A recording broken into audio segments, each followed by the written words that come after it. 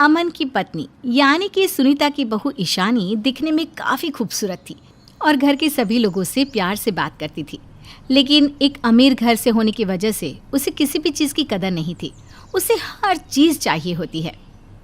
Mummy जी देखिए ना रसोई में कितनी गर्मी है। एक काम करते हैं, यहाँ ना एक एसी लगवा देते हैं। मुझसे तो ये गर्मी बर्दाश्त नहीं होती। अरे नहीं नहीं बहू, रसोई में कौन एसी लगवाता है? और वैसे भी तुम कौन सा सारा दिन रसोई में रहती हो? मम्मी जी यहाँ पर गर्मी होती है ना, इसीलिए मैं यहाँ नहीं रहती। एक बार एसी लग गया तो फिर मैं आराम से खाना बना लिया करूँगी। अरे नहीं बेटा, ये सब बेकार की बातें हैं। इतना ज़्यादा एसी में रहना शरीर को नुकसान पहुंचाता है।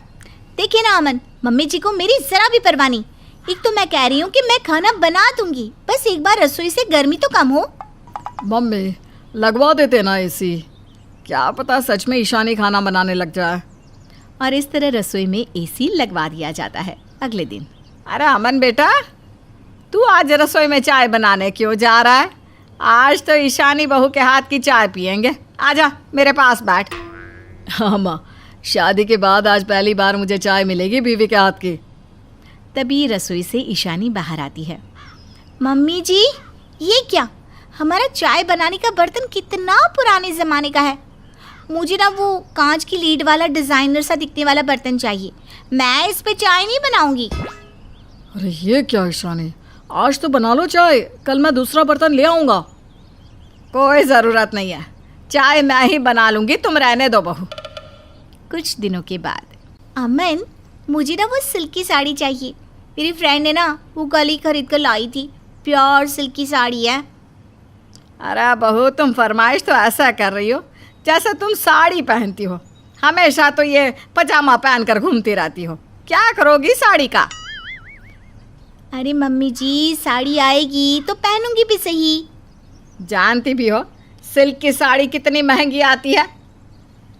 क्या मम्मी जी, सिर्फ 25,000 की तो है।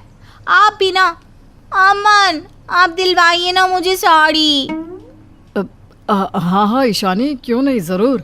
ईशानी के वहाँ से जाने के बाद, अरे बेटा कोई ज़रूरत नहीं है इसे साड़ी दिलवाने की। देखा ना तूने कैसे एसी का खर्चा होने के बाद भी चाय मुझे बनानी पड़ रही है। अरे माँ सब जानता हूँ, लेकिन क्या करूँ, बस इस उम्मीद में हूँ कि कभी तो मेरी बीवी पैसे बर्बाद करना छोड़ेगी। बड़े घर की बेटी से आपने मेरी शादी तो करवा दी, अब उसकी बड़ी ज़रूरतें भी तो मुझे ही पूरी करनी पड़ेगी ना। कुछ दिनों के बाद, अरे बहू सुनो, वो पास वाले शर्मा जी के यहाँ उनके बेटे की सगाई के फंक्शन में जाना है कल शाम को, तो ज़रा अच्छे से तैयार हो जाना। हाँ मम्मी जी मेरे पास तो कोई ढंग की साड़ी ही नहीं है, क्या पहन कर आऊँ? इससे पहले कि ये मेरे बेटे का और खर्चा करवाए, मुझे कुछ सोचना होगा। क्या सोचने लगी मम्मी जी, बताइए ना। अच्छा एक काम करती हूँ, मैं शॉपिंग करके आती हूँ कल के लिए। अरे उसकी क्या ज़रूरत है, अभी कुछ दिन पहले तो तुमने 25,000 की सिल्क की साड़ी खरीदी थी, वही पहन लो। अरे हाँ मम्मी जी, ये आपने ठीक कहा, वो तो मैंने अभी तक एक बार भी नहीं पहनी। अच्छा है मुझे वक्त पर याद आ गया, वरना ये तो फिर से नई साड़ी की फरमाइश कर बैठती। कुछ देर बाद, अरे अमन बेटा, आज ऑफिस से आने में इतनी देर कैसे हो गई? अरे क्या बताऊँ मम्मी, वो ईशानी का कॉल आया था, कल शर्मा अंकल के यहाँ सगाई में जाना है ना। हाँ तो उसका तुम्हारे देर से आने से क्या लेना देना। क्या बताऊँ मम्मी, ईशानी ने मुझे कॉल करके कहा कि वहाँ जाने के लिए उसके पास साड़ी तो है, लेकिन उस साड़ी की मैचिंग ज्वेलरी नहीं है। बस उसी के लिए ज्वेलरी खरीदने गया था, वहीं देर हो गई। हे भगवान, मुझे लगा मैंने आज अपने बेटे का खर्चा बचा लिया। तभी वहाँ ईशानी आती है। वाह अमन कितनी सुंदर ज्वेलरी है, थैंक यू सो मच। वो क्या है ना, सिल्क के साथ रियल पर्ल की ज्वेलरी ही अच्छी लगती है, बस इसीलिए। वैसे 50,000 पे आ गई होगी ना? नहीं डार्लिंग, तुमने वीडियो कॉल पर जो ज्वेलरी पसंद की ना, वो पूरे 80,000 की आई है। 80,000! हे भगवान, शर्मा जी के घर सगाई है लेकिन दिवाला हमारा निकल रहा है। ईशानी खुश होते हुए वहाँ से चली जाती है। अगले दिन शाम के वक्त, अरे बहू जल्दी आओ, कितनी देर लगाओगी तैयार होने में? इतनी महंगी साड़ी और गहने लिए हैं, पहन कर बाहर तो आओ, जरा मैं भी देखूं कैसी लग रही हो तुम। ईशानी एक सिंपल सा कुर्ता पहनकर बाहर आती है। चलिए मम्मी जी, मैं तैयार हूँ। अरे ये क्या बहू, इतने पैसे खर्चा करने के बाद भी ये कपड़े? वो साड़ी कहाँ गई? और ऐसे सगाई में जाओगी क्या तुम?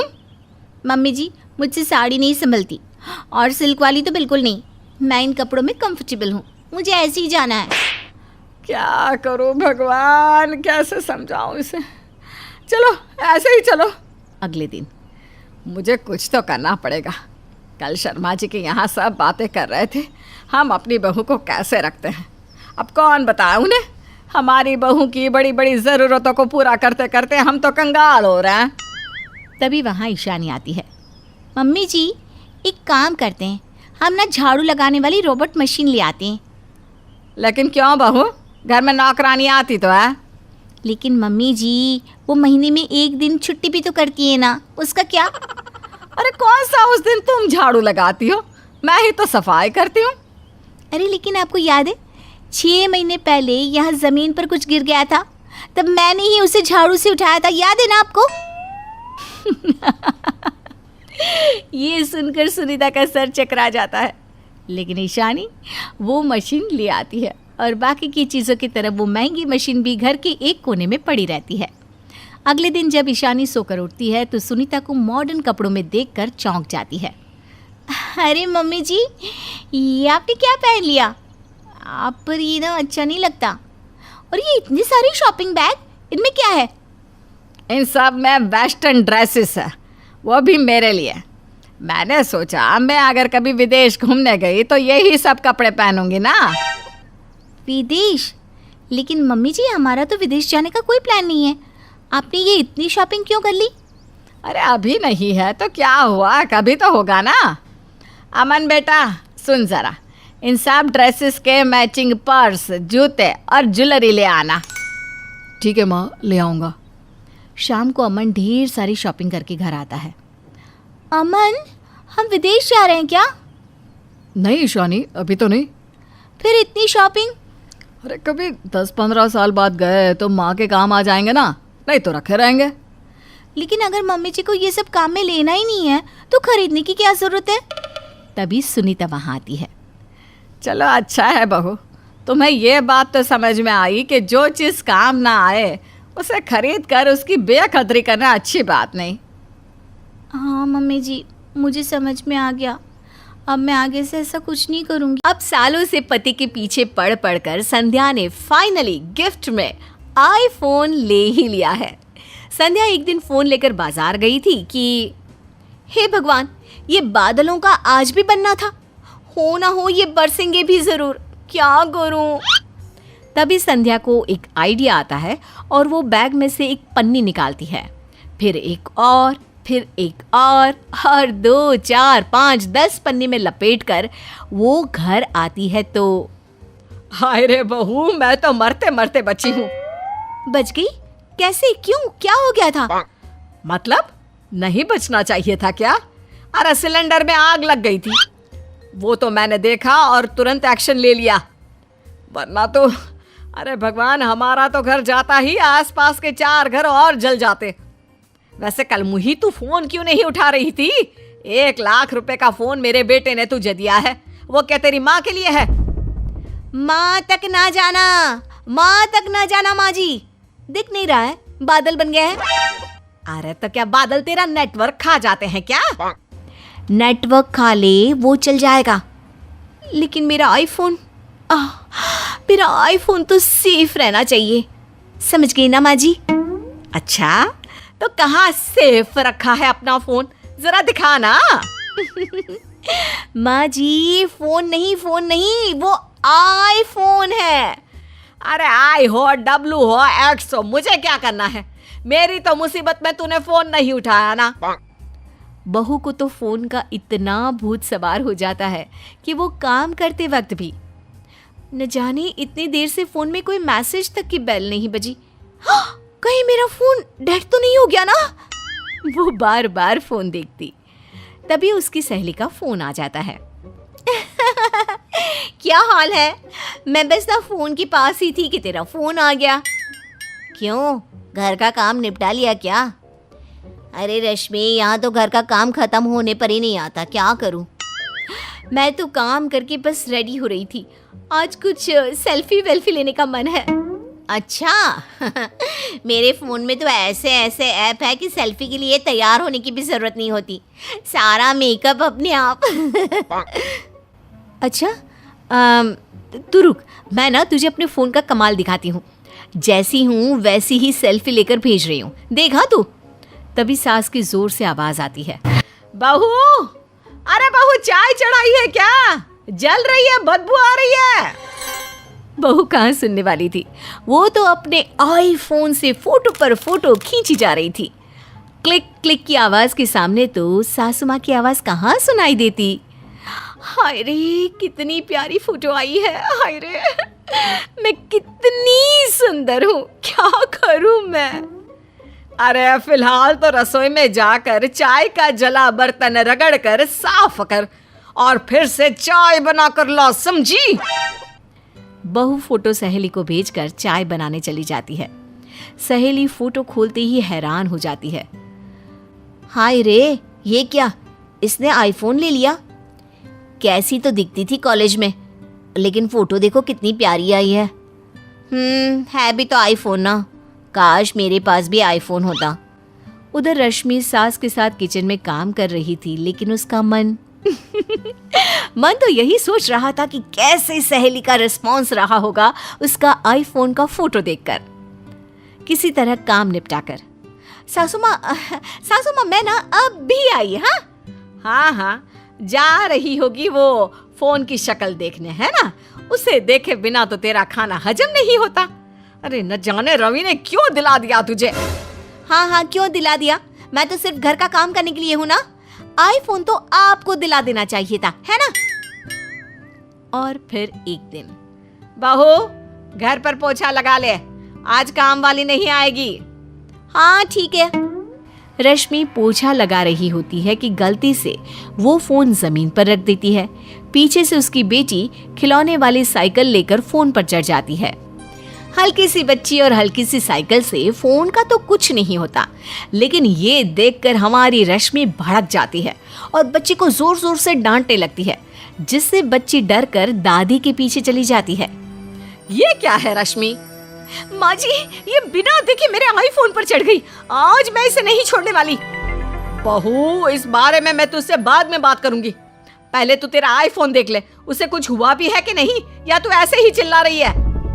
बहुत जल्दी से फोन देखती है, जो बिल्कुल ठीक होता है। हाँ माँ जी, वैसे हुआ तो कुछ नहीं है मेरे आईफोन को, भगवान का लाख लाख शुक्र है कि मेरा फोन ठीक है। अब मेरी बात सुन, तेरा फोन टूट भी जाता ना तो ठीक होता, अरे नया आ जाता, लेकिन बच्चे का मन टूट गया ना तो तू पागल हो जाएगी, क्योंकि उससे कभी नहीं जोड़ पाएगी। वो डर गई ना तो कभी तेरे पास नहीं आएगी, समझी? लेकिन बहू को सास की बात सुननी ही नहीं थी, उसका तो पूरा ध्यान फोन पर था। न जाने ये फोन का भूत इस पर से कब उतरेगा और कैसे उतरेगा। शाम को पति घर आता है। रश्मि खिड़की में खड़ी होकर बाहर की बारिश को अपने आईफोन के कैमरे में खींच रही थी कि अचानक पति की आवाज आती है। रश्मि मैं आ गया हूँ, जरा चाय बना कर लाओ ना, मैं चेंज करके आता हूँ। रश्मि फोन को खिड़की की चौखट पर रखकर चली जाती है। वो किचन में चाय बना रही होती है कि यार आज तो मैं पूरा भीग गया। अच्छा, मैं आईफोन में आपकी गीली फोटो खींच लेती हूँ। अरे नहीं, बाल गीले हैं, फोटो भी ठीक नहीं आएगी। ठीक है ना, सूख जाएंगे तो इंस्टा स्टोरी पर डाल देंगे। रश्मि फोन के पीछे पागल सी हो रही थी कि अचानक जोर जोर से बाहर हवा चलने लगती है। बहू, हवा चल रही है, जरा ऊपर से कपड़े उतार कर ले आ। हाँ माँ जी, मैं जा रही हूँ। बेटा जरा सारे घर के दरवाजे खिड़की बंद कर ले, नहीं तो हवा से बाहर का कचरा घर के अंदर आ जाएगा। अरे शीशे भी टूट जाते हैं ऐसी हवा से तो। हाँ माँ, मैं जा रहा हूँ। दोनों अपने अपने काम में जाने ही वाले होते हैं कि अचानक बहू को कुछ गिरने की आवाज आती है। अरे लगता है बहू तेरे कमरे की खिड़की से कुछ गिरा है, जैसे कांच टूटा हो। नहीं नहीं नहीं नहीं, ये नहीं हो सकता। कुछ और नहीं, मेरा फोन गिरा है मेरा। हाय रे, अब तो मैं मर ही जाऊंगी। मेरा आईफोन नहीं रहा, मैं फिर रह कर क्या करूंगी। बहू जोर जोर से चिल्लाकर रो रही थी कि उसके कमरे में सास और बेटा पहुंच जाते हैं। अरे क्या है रश्मि, क्यों चिल्ला रही हो? मैं कब से एक कप चाय के लिए तुम्हें बुला रहा था। कर क्या रही थी तुम? मेरा फोन कहाँ है? मेरा फोन, मेरा आईफोन। अरे वो रखा है तेरे सर के पास, और कहाँ है? हाय रे, मैंने कितना बुरा सपना देखा कि मेरा फोन गिरकर टूट गया। देख बहू, आज तो तू सपने में चिल्ला रही है, शुक्र है कि फोन ठीक है, लेकिन बेटा फोन से इतना मोह ठीक नहीं है। हाँ माँ जी, सोचिए, सपने से ही मेरा सीना धड़क गया। कहीं सच में होता तो कहीं मैं हार्ट अटैक से मर ही ना जाती। ठीक है माँ जी, मैं आज से फोन पर कम ध्यान दूंगी और उसे ना कपबोर्ड में ही रखा करूंगी। धर्मा गांव का जमींदार है। उसकी पत्नी कोकिला बड़े ही कड़े स्वभाव की औरत है, जिसकी गांव भर में धाक है। गांव के लोग उससे बहुत डरते हैं। कोकिला गरीब घर की बहू लाती है, जो कि उसके सामने कभी आवाज ना उठा सके। रजनी काफी सीधी सादी है, लेकिन वो दिन भर टीवी ही देखती रहती है। ऐसा कोई भी सीरियल नहीं है जिसके बारे में रजनी को ना पता हो। एक रोज अहम रजनी से कहता है, रजनी जल्दी से नाश्ता लगा दो, फिर मुझे काम पर जाना है। अरे हाँ, वो भिलाई चिंटू के पापा, थेपला और ढोकला बनाया है मैंने आज। चिंटू के पापा? ये क्या चिंटू के पापा लगा रखा है? अच्छा, दया बहन भी तो यही बोलती है, तब उसे तो कोई कुछ नहीं कहता, और मैंने कह दिया तो सबको तकलीफ होने लगी। वाह जी वाह। अरे अच्छा ठीक है, जाओ खाना लेकर आओ। अहम खाना खाकर अपने काम पर निकलने लगता है। आज का नाश्ता बहुत स्वादिष्ट था। चलो निकलता हूँ मैं। जय जिनेंद्र चिंटू के पापा। अब ये क्या? आज के लिए ना मैं गुजराती हूँ। जय जिनेंद्र। जो करना है करो। मैं तुम्हारी बातों पर ध्यान देने लगा तो मैं तो पागल ही हो जाऊंगा। अहम ऑफिस के लिए निकल जाता है और यहाँ रजनी अपने काम में लग जाती है। रजनी टीवी देखते देखते काम करती है। तभी कोकिला उससे कहती है, अरे बहू, मेरे सर में बहुत दर्द हो रहा है, जरा चाय तो बना दे। टीवी में ध्यान होने के कारण रजनी चाय में नमक डाल देती है। अरे बहू, दिन भर तेरा मुंह टीवी में ही रहता है। कितनी बार कहा है खाना बनाते वक्त ध्यान काम में रखा कर, लेकिन नहीं, तुझे तो कुछ समझ में ही नहीं आता। अब क्या नमक वाली चाय पीऊंगी? अरे सुधर जा, नहीं तो ये टीवी का कनेक्शन ही बंद करवा दूंगी। पता है ना तुझे, इस घर में एक पत्ता भी मेरी मर्जी के बिना नहीं हिलता है। नहीं नहीं माँ जी, टीवी को कुछ मत कीजिएगा, मैं फिर से चाय बना कर लाती हूँ ना। और रजनी दोबारा चाय बनाती है। एक रोज कोकिला सत्संग में जा रही होती है। बहू, घर का ध्यान रखना, टीवी में मत घुस जाना। कोकिला के जाते ही रजनी जी टीवी देखने लगती हैं। मम्मी जी नहीं है, अब तो मैं टीवी देख ही सकती हूँ और उन्हें पता भी नहीं चलेगा। रजनी टीवी देखने लगती है और धर्मा की तबीयत खराब हो जाती है। धर्मा रजनी को बहुत आवाज लगाता है, लेकिन टीवी में मगन होने के कारण उसे कुछ सुनाई नहीं देता और वो बेहोश हो जाता है। दूसरी ओर चोर कुछ दिनों से उसके घर पर तो नजर गड़ाए बैठे थे और आज उन्हें मौका भी मिल जाता है। वे घर में घुस आते हैं, लेकिन रजनी को इस बात की भनक तक नहीं लगती। अरे चलो चलो, हम इसके सामने से भी पार हो गए ना, तो भी इसे पता नहीं चलेगा। चोर घर से जेवर पैसे सब चुरा कर ले जाते हैं और कोकिला के आने से पहले भाग जाते हैं। जब कोकिला घर आती है तो उसके होश उड़ जाते हैं। अरे बहू, कहाँ मर गई थी? अलमारी से सारे जेवर रुपए गायब है। अरे चोरी हुए हैं, थाने में रिपोर्ट लिखवानी होगी। तुम तो देखोगी नहीं कुछ। जहाँ पूरा गांव मुझसे डरता है, वहीं मेरी बहू पर मेरी बातों का कोई असर नहीं होता। ए जी, कहाँ हो? बहू तो बहू, अब आप भी क्या टीवी में घुसे पड़े हो? अरे घर में कोई घुस आया और आपको पता भी नहीं चला। धर्मा की कोई आवाज न आने पर कोकिला भागती हुई ऊपर जाती है। धर्मा को बेहोश देखकर वो अहम को काम पर से बुलाती है और गुस्से में रजनी को उसके मायके भिजवा देती है। बेटी को इस तरह अपने घर में देखकर उसके गरीब माँ बाप उसे समझाते हैं। अरे बेटा, हम बहुत गरीब है, तू बहुत भागो वाली है जो इतने बड़े घर में शादी होकर गई है। अब तू वापस इस गरीबी में कैसे रहेगी मेरी बच्ची?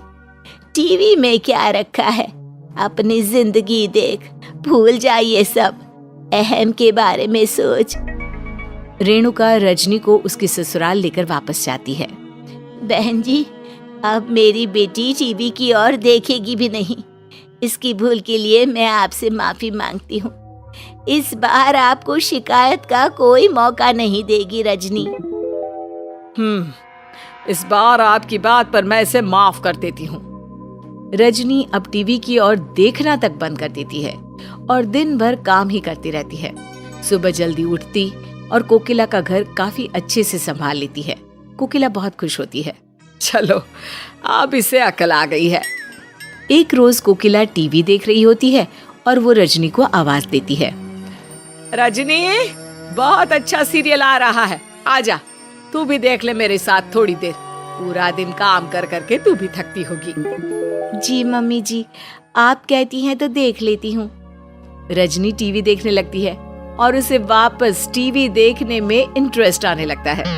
थोड़ा थोड़ा करके रजनी को वापस टीवी सीरियल देखने की लत लग जाती है। वो कभी नल खुला छोड़ देती तो कभी आयन लगाकर भूल जाती, लेकिन इन सब छोटी मोटी बातों को कोकिला इग्नोर कर देती है और सोचती है, अब आजकल के बच्चे थोड़ा बहुत तो टीवी देखेंगे ही ना, इतने में कुछ नहीं होता। पहले से तो काफी सुधर गई है, अब इतनी रोग भी तो अच्छी नहीं है, धीरे धीरे ये भी छूट जाएगी। एक रोज रजनी गैस पर दूध चढ़ाकर टीवी देखने बैठ जाती है और सीरियल में इतनी मगन हो जाती है कि उसे पता ही नहीं चलता कि अहम कब घर आ गया। रजनी, मेरा गला सूख रहा है, एक गिलास पानी देना। पता नहीं मेरी तबीयत कुछ ठीक नहीं लग रही है। अहम का गला चिल्ला चिल्ला कर फट जाता है, लेकिन उसे अहम की आवाज सुनाई नहीं देती। अहम को हार्ट अटैक आ जाता है। कोकिला जब घर लौटती है तो अहम की इतनी बुरी हालत देखकर उसका गुस्सा 7वें आसमान पर चढ़ जाता है। वो तुरंत अहम को अस्पताल लेकर जाती है। डॉक्टर कहते हैं, इन्हें पैरालिसिस अटैक आया है। अच्छा हुआ आप टाइम पर इन्हें ले आई।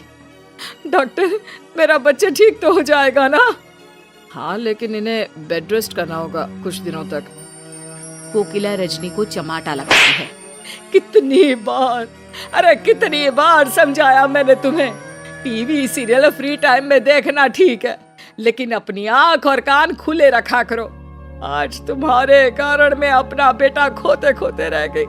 अरे नहीं चाहिए मुझे ऐसी बहू जिस कारण हमारा सब कुछ छीन जाए। अब तुम मेरे बेटे को तलाक दो और हमेशा के लिए मेरे घर से निकल जाओ। रजनी की आंखों में आंसू बहने लगते हैं।